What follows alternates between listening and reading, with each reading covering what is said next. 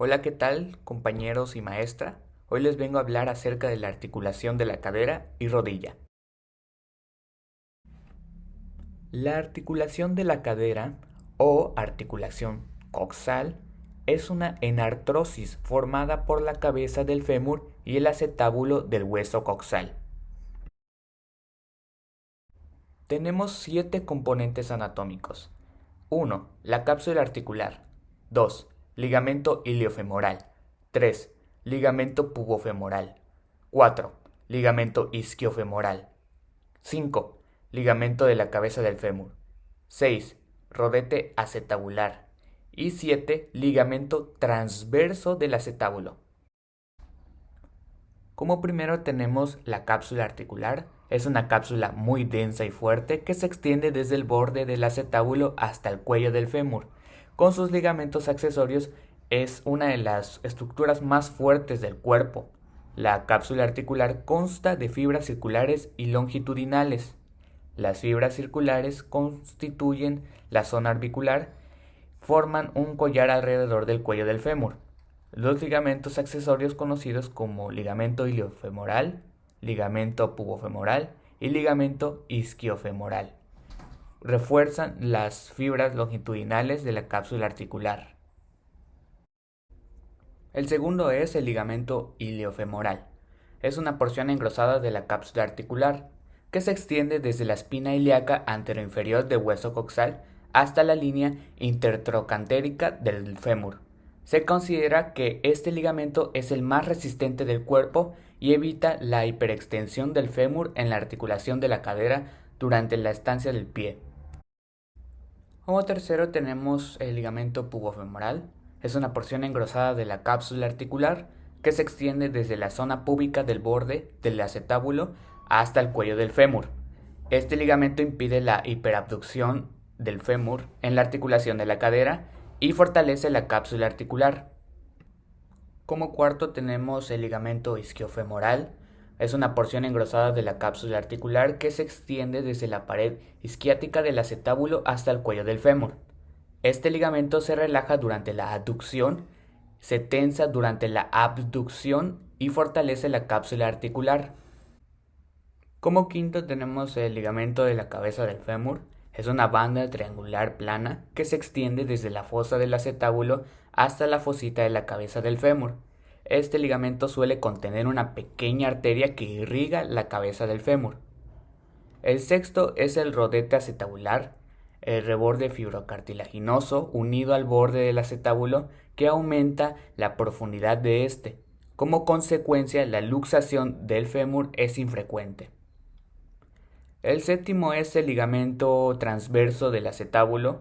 Es un ligamento fuerte que cruza sobre la escotadura acetabular, sostiene parte del rodete acetabular y se conecta con los ligamentos de la cabeza del fémur y la cápsula articular. En los movimientos, la articulación de la cadera permite movimientos de flexión, extensión, abducción, aducción, circunducción, rotación medial y rotación lateral del muslo. La flexión está limitada por la cara anterior del muslo que contacta con la pared abdominal anterior, cuando la rodilla está flexionada, y por la tensión de los músculos anserinos cuando la rodilla está extendida. La extensión está limitada por la tensión de los ligamentos iliofemoral, pubofemoral e isquiofemoral. La aducción está limitada por la tensión del ligamento pubofemoral y la aducción, por el contacto con el muslo opuesto y por la tensión en los ligamentos de la cabeza del fémur. La rotación medial está limitada por la tensión del ligamento isquiofemoral y rotación lateral por la tensión de los ligamentos iliofemoral y pubofemoral. La articulación de la rodilla o la articulación tibiofemoral es la articulación más grande y compleja del cuerpo. Es una articulación gínglimo porque su movimiento principal es tipo bisagra uniaxial y consiste en 3 articulaciones con una sola cavidad sinovial. La primera es la externa, es la articulación tibiofemoral entre el cóndilo lateral del fémur, el menisco lateral y el cóndilo lateral de la tibia, que es el hueso de la pierna que soporta el peso del cuerpo. El segundo es la interna.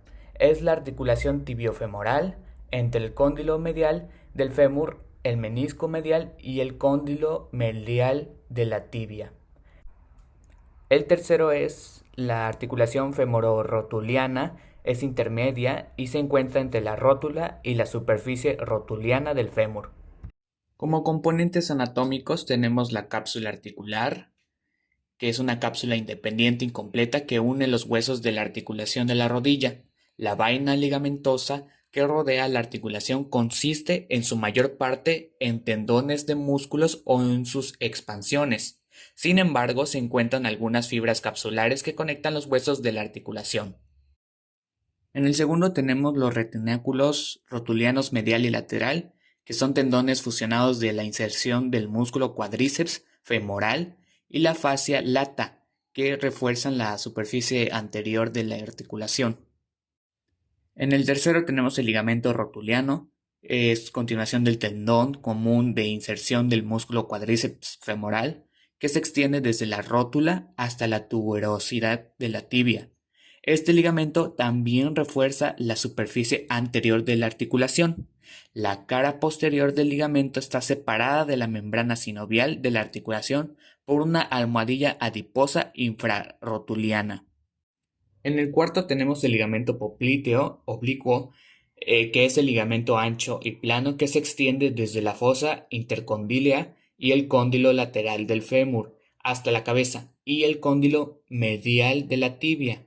El ligamento refuerza la superficie posterior de la articulación. En el quinto tenemos el ligamento popliteo arqueado, que se extiende desde el cóndilo lateral del fémur hasta la apófisis esteloides de la cabeza del peroné. Fortalece la región lateral inferior de la cara posterior de la articulación. En el sexto lugar tenemos el ligamento colateral de la tibia, que es un ligamento amplio y plano sobre la superficie medial de la articulación. Se extiende desde el cóndilo medial del fémur hasta el cóndilo medial de la tibia.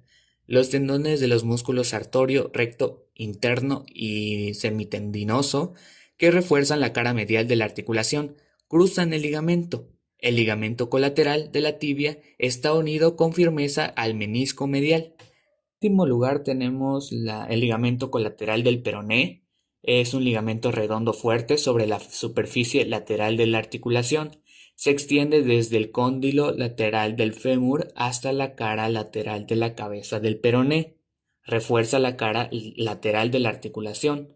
El ligamento está cubierto por el tendón del músculo bíceps femoral. El tendón del músculo popliteo se encuentra en una localización profunda con respecto a este ligamento.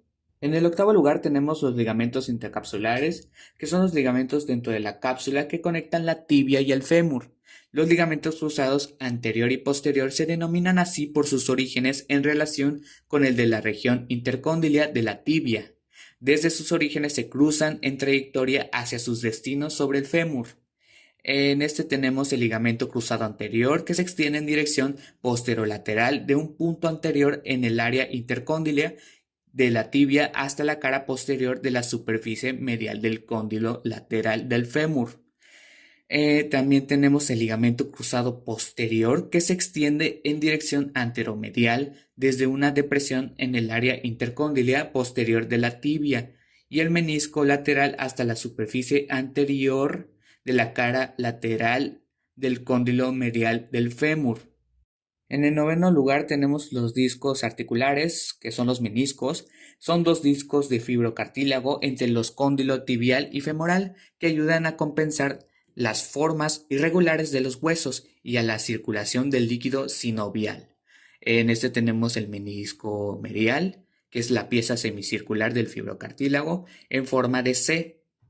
Su extremo anterior está unido a la fosa intercondylea anterior de la tibia, por delante del ligamento cruzado anterior. También tenemos el menisco lateral, que es una pieza casi circular de fibrocartílago en forma de O incompleta.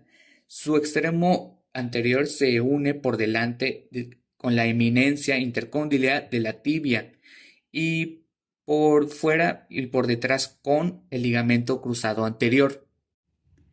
Tenemos en el 10º lugar las bolsas más importantes de la rodilla, que son las siguientes. Tenemos la bolsa prerrotuliana entre la rótula y la piel. Tenemos la bolsa infrarrotuliana entre la región posterior de la tibia y el ligamento rotuliano.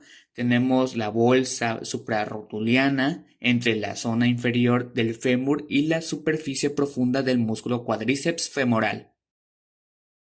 En los movimientos, la articulación de la rodilla permite flexión, extensión, rotación medial leve y rotación lateral de la pierna en posición de flexión.